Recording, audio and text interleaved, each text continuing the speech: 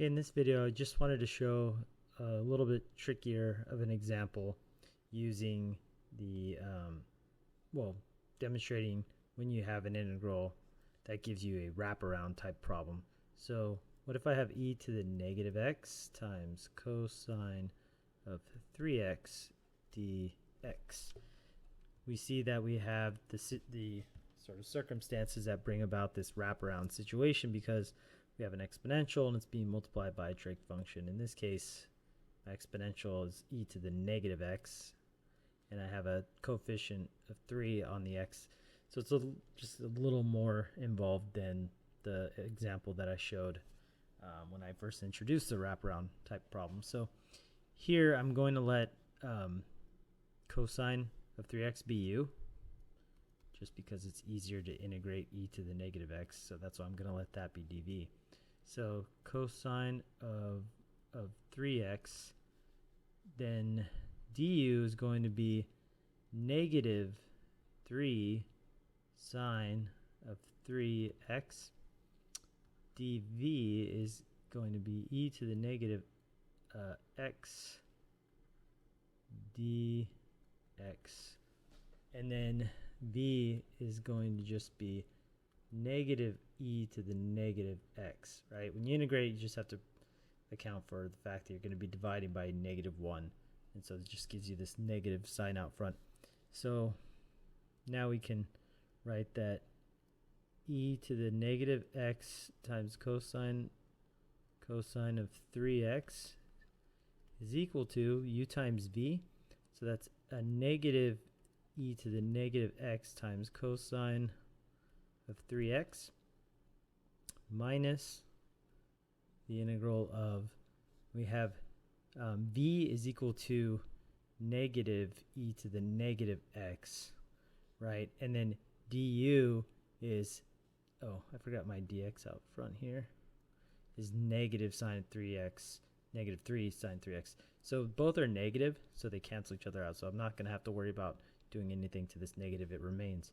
But I will note that I have a 3 out front here in front of the sign, so I'm going to bring that outside of the integral. So I'm going to write this as e to the negative x times sine of 3x dx. And again, the negative signs on these two terms cancel to make a positive, so that's why you don't see them here. Okay, so it looks like we didn't really get anywhere, right? But that's how the wraparound problems work. You know, at first they look like you're not doing anything until you do like a second iteration, or maybe it could be more than two iterations to see that, but eventually you do enough, you'll see a repeat of your original problem. So let's try again, doing integration by parts for that term.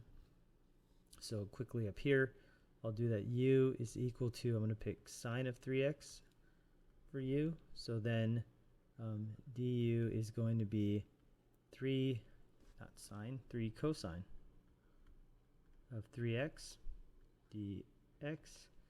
And then our v is the same as it was up here, our dv and our v. So v was e to the negative x, and we see when we integrate that, v is equal to, it's right up here, it's equal to e to the negative x. Okay, so we have e to the negative x times cosine of 3x dx is equal to negative e to the negative x times cosine of 3x minus 3 times, and we have to write out our integration by parts here for this integral right there. We're going to write it in the parentheses.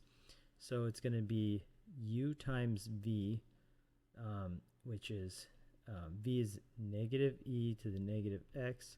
U is sine of 3x, and minus the integral of v du.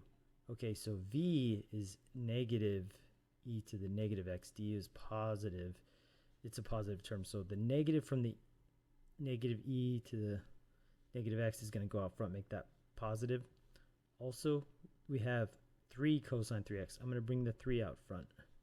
So inside the integral, we'll just have e to the negative x times cosine of 3x dx.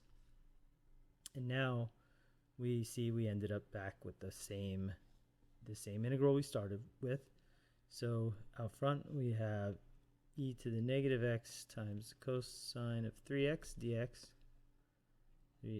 dx, and we have negative e to the negative x times cosine of 3x. Okay, minus 3 minus e to the x, so that's going to be plus 3e to the negative x sine of 3x minus 3, right? Plus 3 here. That's going to give us a negative 9 integral negative e to the negative x times cosine of 3x dx. Okay, and I could add my plus c now if I wanted. Why not? Okay. And I'm going to move this integral, because it's the one we started with, right, to the other side. So I need to add 9 times e to the negative x cosine of 3x dx to both sides. So why not just write all that out? Dx. Okay. So now we see on the left side we have 10 of those. E to the negative x cosine of 3x dx. And on the right side of this equation, we have here we have an e to the negative x. Here we have an e to the negative x. This one's negative. So what I'm going to do, I'm going to pull out e to the negative x. And I'm going to write the positive term first, because why not? So I'm going to write, this is, oh, don't forget the 3. So this is going to be 3 sine of 3x minus, right? Because I'm not factoring out a negative e to the negative x. So the minus stays with the cosine of 3x. So I'm going to write minus cosine of 3x. And then we have a plus c out front. Okay.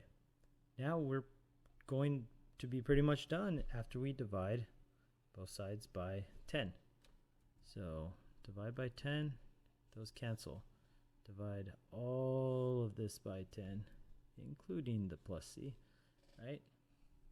And then we have, finally, e to the negative x times cosine of 3x dx is equal to, don't forget our 1/10 here, times e to the negative x, 3 sine of 3x minus cosine of 3x plus c. And remember, this division by 10 just gets absorbed into our constant. And that is it. That's our answer. And we see how we solve it, you know, using, well, just using our brain and seeing that this function, as you use integration by parts, it just keeps repeating over and over. Catch it the first time, and then all you have to do is sort of wrap it around, and you'll arrive at your answer. Okay, that's how you do it.